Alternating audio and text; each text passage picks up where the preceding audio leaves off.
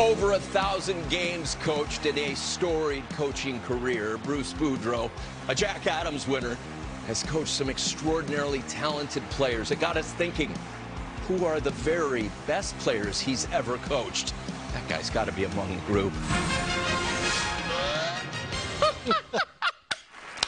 Our team is amazing.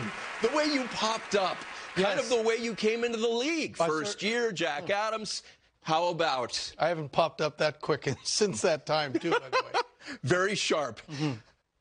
We want you to tell us the very best players you've coached. Let's start with the top line.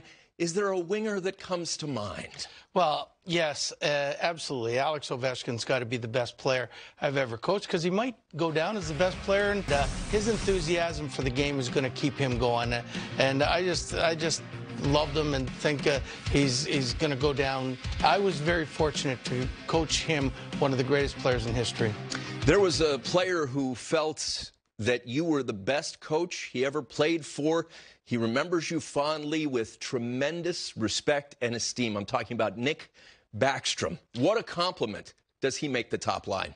Well, you know what? I mean, him and Alex are, they go together. And I thought Nicky was the guy that if you needed something done and the team was down, Nicky would be the guy that would bring things up. He never, every player has bad games, but Nick was so consistent, and he was so, he never wanted he let Alex have all the fame and everything.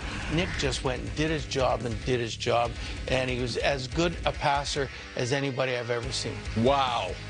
Amazing compliment. As we look at Backstrom's numbers, those assists, that tells you a lot. To round out this top line, your time in Anaheim, there's a certain player that comes to mind. Absolutely. And you know what? Like Olympic teams, that they choose like a lot of centers and play different positions, I have to go and pick Ryan Getzlaf, even though he's a center. I mean, this guy was, to me, the perfect captain when my time was there. He could make plays. Him and Corey Perry were just like Nick and Alex, and he was the guy that when in crunch time, he did the job. And there was times like when the team wasn't going good, he would just say, Bruce, stay out of the locker room. I'm going to handle this myself. And then there was times he says, I'm not playing good enough. I can't go in there and give him crap because I'm not playing very well. Interesting. Like, he understood the game that way so well, and just a great player. And the one year he was up for MVP, almost won it, and I thought he deserved it that year too. Mike Rupp would consistently say when watching Getzlaf, uh-oh, he's going into bully mode. And you all know what we're talking about when Getzlaf would get locked in that way. To the back end, your blue liners, give us your top pair.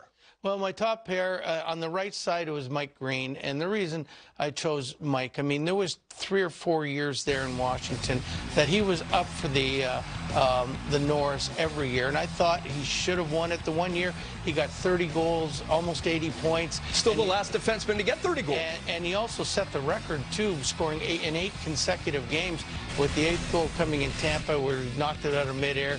It was incredible. They gave it to Duncan Keith. I just think they gave it to Duncan Keith because Chicago was a bigger market, quite frankly. But I thought Mike Green had the best year.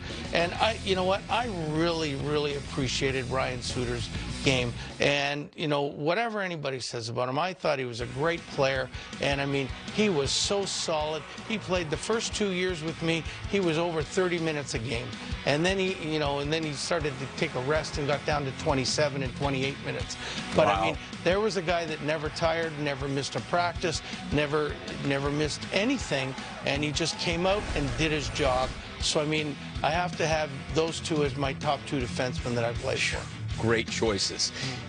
Give us another pair. Well, one of my favorite players of all time is Jared Spurgeon. And you got to love the small guys that don't get the credit. He played, an unassuming role until last year when he became the captain of the team. But, I mean, here was a guy that can skate, defended, played those big minutes, and played hurt. and he's just a winner. And so I had to put him in. And then also the year we won the Jennings Award in Anaheim, Cam Fowler was our minutes eater. And I mean, you talk about good people. Cam Fowler is just one of the best young men you ever want to meet. A great, tireless skater. And I mean, when he had to play offense, he played offense. When he played defense, he's out in the last minute all the time. I loved having him on my team and would have had him any day of the week. Goosebumps. 2014 Olympian. You praising him just makes my heart pound. Netminders. Kevin Weeks won't let us back in the building if you don't give us your favorite goalies. Well, I got to tell you, when we had John Gibson and Freddie Anderson both in their early 20s. Wow. And we won the Jennings Award with them. And the interesting story here with that is, you know, Gibson is going to turn out to be, if his team was better right now, he would be the new Carey Price. I mean, he's that good a goalie.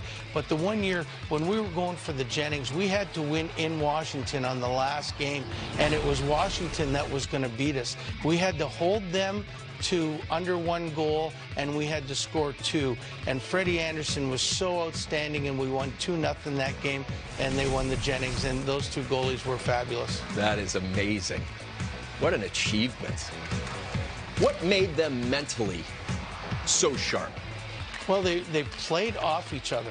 You know, when you've got 2 young goalies vying to be the #1 guy all the time, so if one of them went in for 2 or 3 in a row, the other one and came out, the other guy'd say, I got to go in and be just as good as that guy. And the competitiveness between the 2 of them, I think, was great. And also, we had a great goaltending coach. I really, and I'm surprised he hasn't got it. He's not anywhere. Dwayne Rolison did a fabulous job with these guys, and he really worked with them. And I thought he made them better. Young goalies, I mean, they get in their moods and everything, but Roley was right in there and helping them out and making them be better goalies to this day, I think. I've heard you say many times it takes all 20 guys to win a Stanley Cup.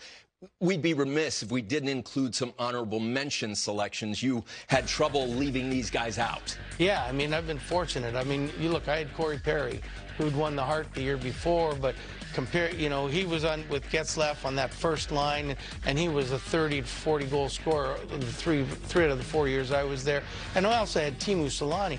And like we forget, when I had Teemu, when he was 43, he led the team in scoring, and then he played at 44. I still think he was the greatest athlete alive at 44, playing the way he played for me. And you could see how he scored 76 goals as a rookie season. And then you have the sort of the unsung heroes. Like, I loved Matt Hendricks. Matt Hendricks was the kind of guy that would do whatever he had to do for the team. And it was all about team. Sometimes we talk about all these guys who are skilled. Now, Matt would be the first one to tell you he wasn't going to score 40, but he would do anything that would make the team better, and that you cannot deny a guy like that everybody would want him on his team. And the other goalie I put in there is Cristobal Huet. I had in Manchester, LA had signed him, and then George came up to me, I remember, at the trading deadline, and he said, Bruce, we're going to get a goalie. What do you think of Cristobal? Yes. What do you think of Cristobal Huet? And I said, this guy is great. You're going to love him, his work ethic, everything. And him and Ole Kolzig made a great pair. And you know what? I talked to them when I got the trade. I said, hey, I think you're both great, and we're going to just alternate, and eventually one of you is going to take over.